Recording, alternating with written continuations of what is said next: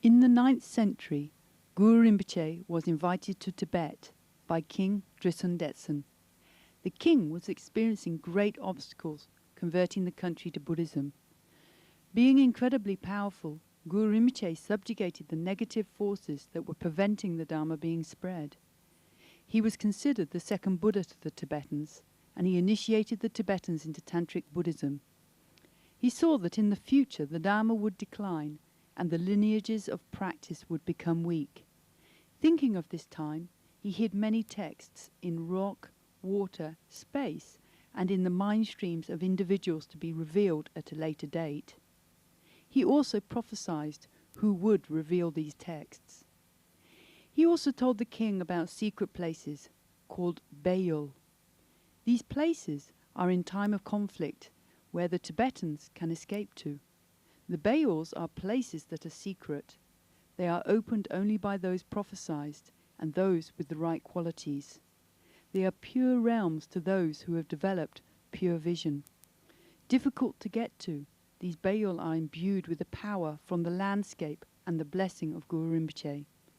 Being a mandala of the deity, geographical features will correspond to parts of the body of the deity and the energetic body of the yogi. It is considered of great merit to make pilgrimage to one of these Bayul. Kimulung, which is Valley of Happiness, is a Bayul prophesied by Guru Rinpoche and is an area in Nubri and Tsum, in the North Gorkha, going over into Tibet.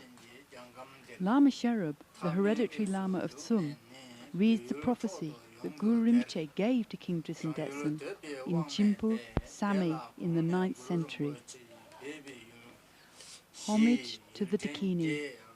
At the time of the Dark Age, here in the land of snows, people from the outside will come into the middle. Tibet will be appropriated. Since the Tibetans will be powerless to stay in their country, thinking of this time there will be 4 major and 8 secondary secret valleys. The east door of the mandala of Kimulung is water and rock. The south is rock and forest. The west door is rock and wind.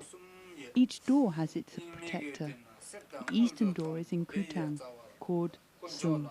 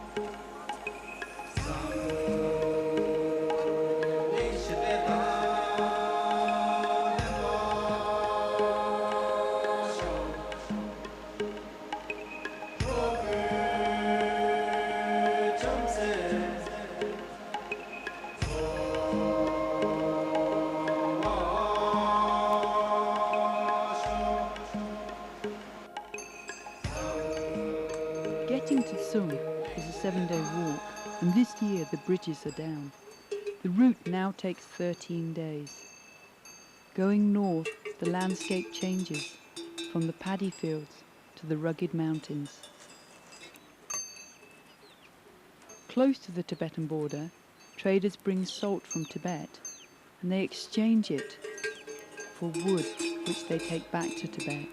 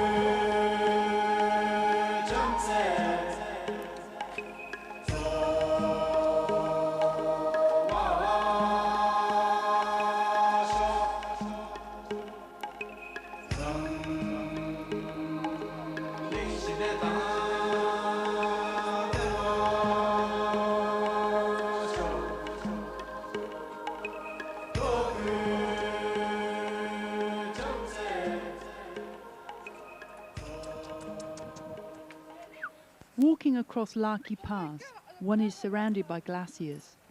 At the top of the pass, which is 17,000 feet, everyone offers katags, which are offering scarves.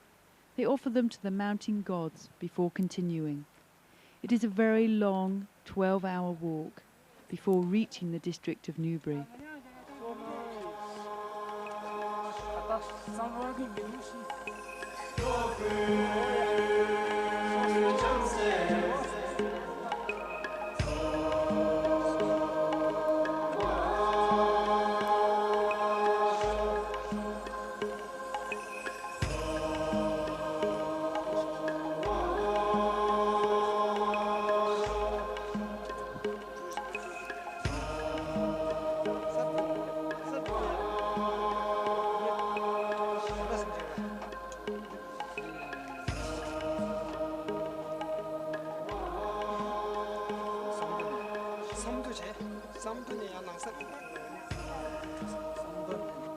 We find our way through Newbury by asking the locals for directions.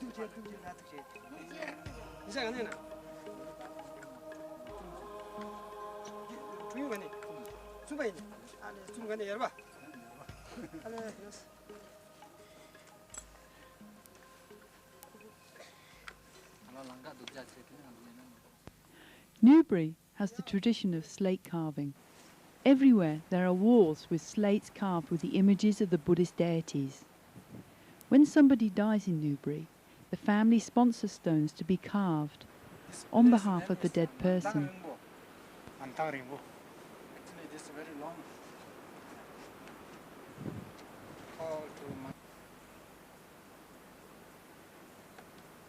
then down. In our heart.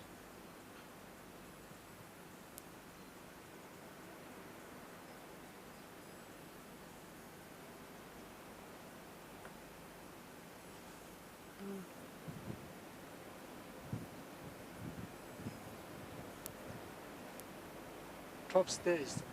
In 45 degrees. 45 degrees.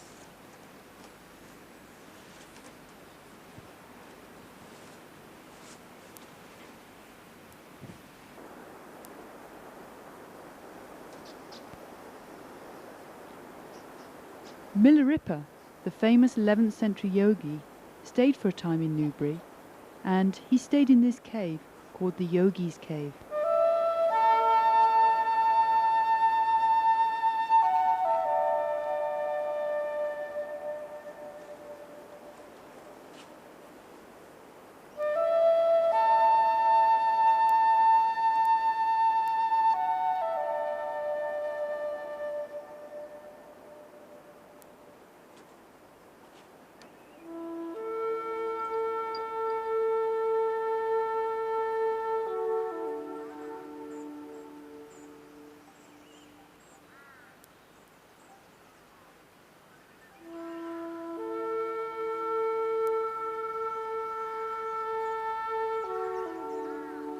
From here, it is a difficult 2 days' walk up the mountainside to Serang. Surrounded by glaciers, it surely is one of the most secluded monasteries in Nepal. Here, the hereditary Lama, Chukinima, has built up the monastery, which houses 30 monks and 30 nuns. Both the monks and nuns receive the same training, both in texts and in practice. The monastery has 2 retreat centres and the shrine room which you see here, where they do the daily prayers.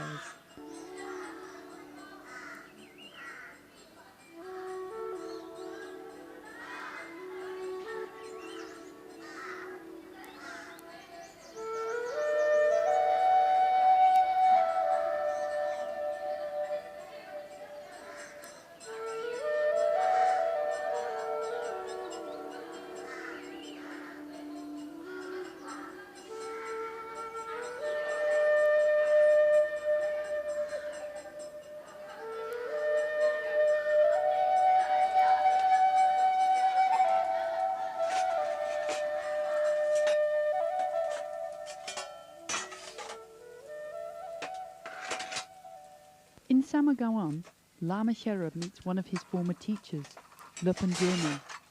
We stay for an afternoon of tea drinking and rest for the night, a welcomed break before continuing.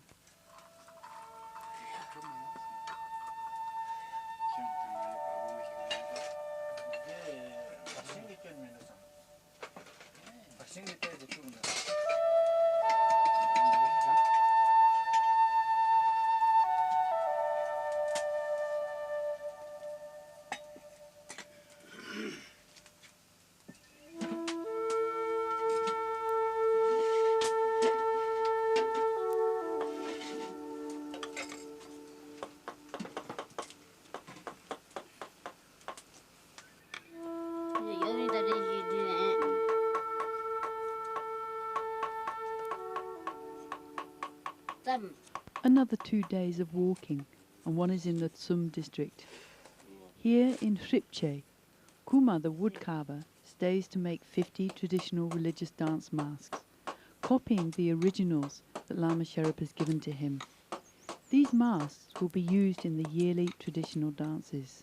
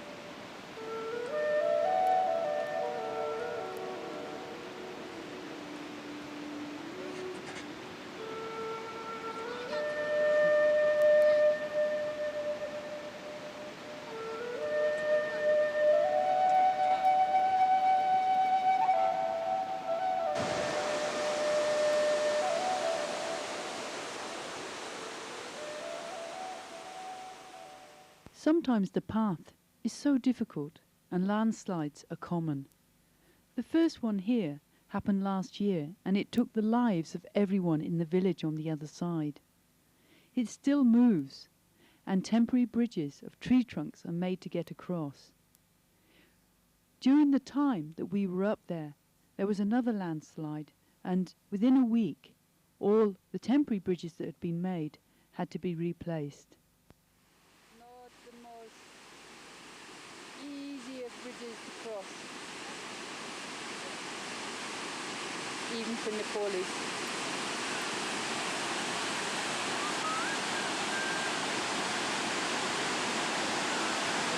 Going towards Tsum, the eastern gate of the mandala of Kimalung is very clear. Entering the gate and walking for 2 days, one can come to the stupa, considered very sacred, and where Terma has been hidden and revealed. The path is very difficult indeed due to landslides.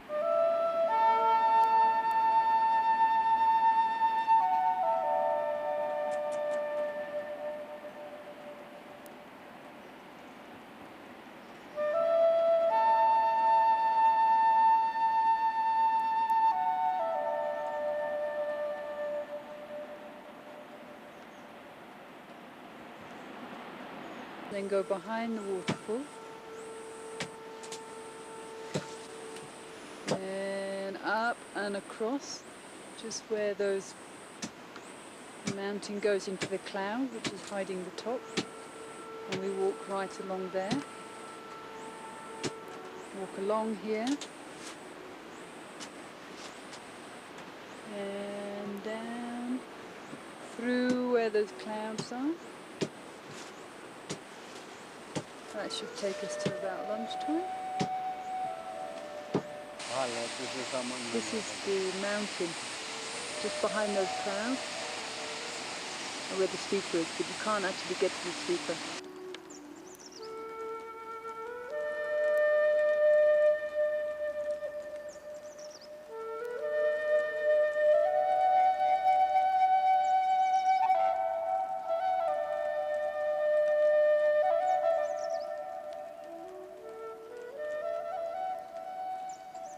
Going back to the eastern gate and then walking towards Ganesh Himal, we come to Gompa Langtrang, where the nuns welcome Lama Sherap. Here he spends a few days practicing and teaching his nuns.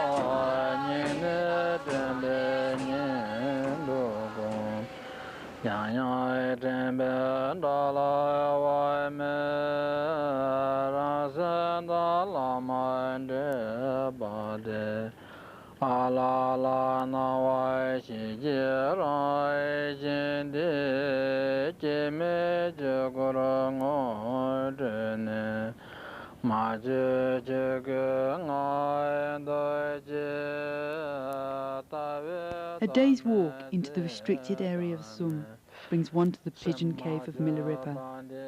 Here Milarepa was visited by a pigeon who offered him rice. Knowing this was no ordinary pigeon, Milarepa asked the pigeon to reveal itself. The pigeon turned into a goddess, and she was joined by 7 other goddesses. Milarepa taught them by singing them a song, and in the song he taught the goddesses about Mahamudra, the state of original wakefulness.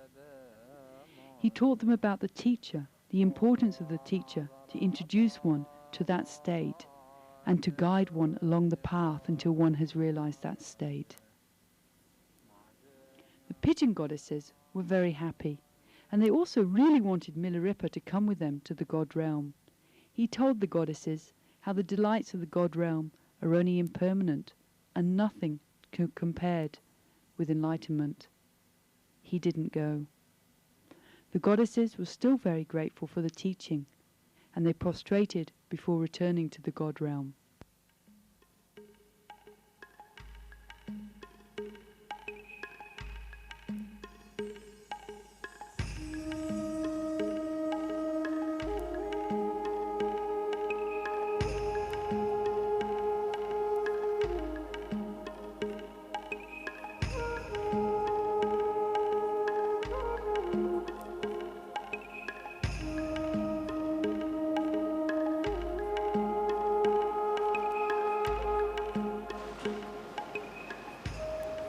This is Milarepa's footprint.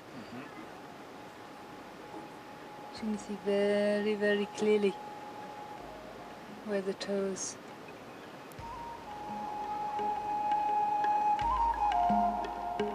indent.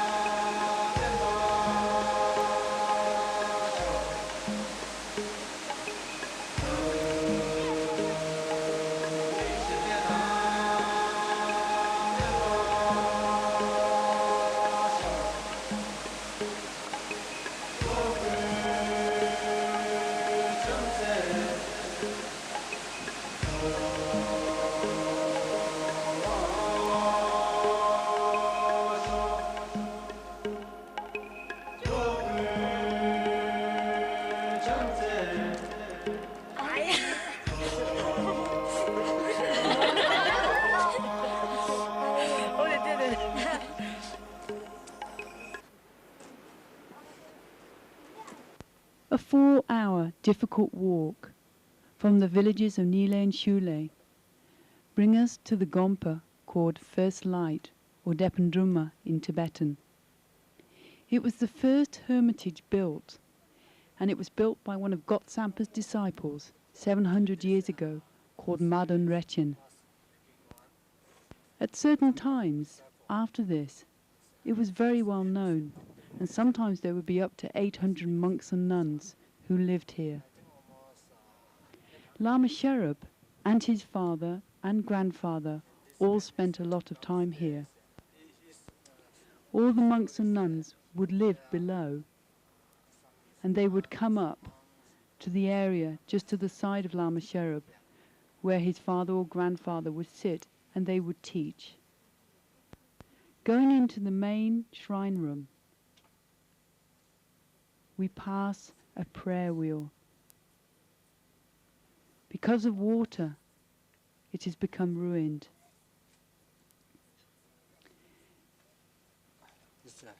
These prayer wheels are made by taking the bark of a tree, and then all the prayers are written on them. They're all put together, made into a very big wheel, which is turned by people as they go into the main shrine room.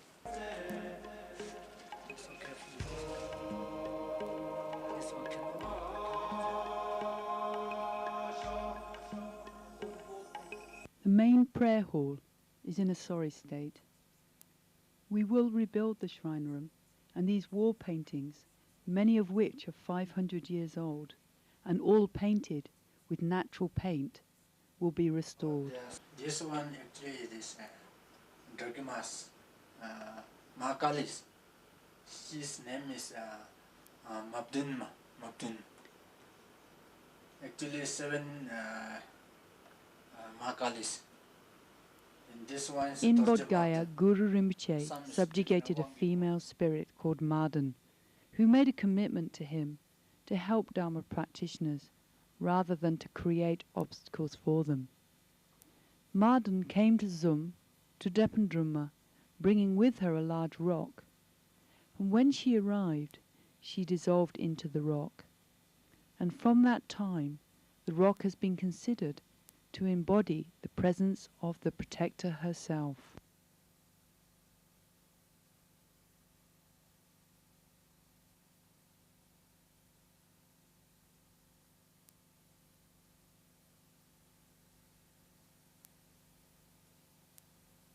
One is actually is Jazinyangbo Terma is Avalokiteshwara 1000 Aham. Also 6 books. One is this one. One Konjok Chindi, one Amitayu, one is Mahakalam Gompa Manning or something like different 6 texts. One is this one. This one is actually it's 1000 almost many. This one's different. Face, this one 3 white, this one 3 yellows, this one 2 red, little bit ruffles, this one 2 blue dark ruffle, this one Amitabha, also hen, also many different. Holding different things. Yeah. Mm. And at the top is? This one Jazinyungbo. Jazinyungbo.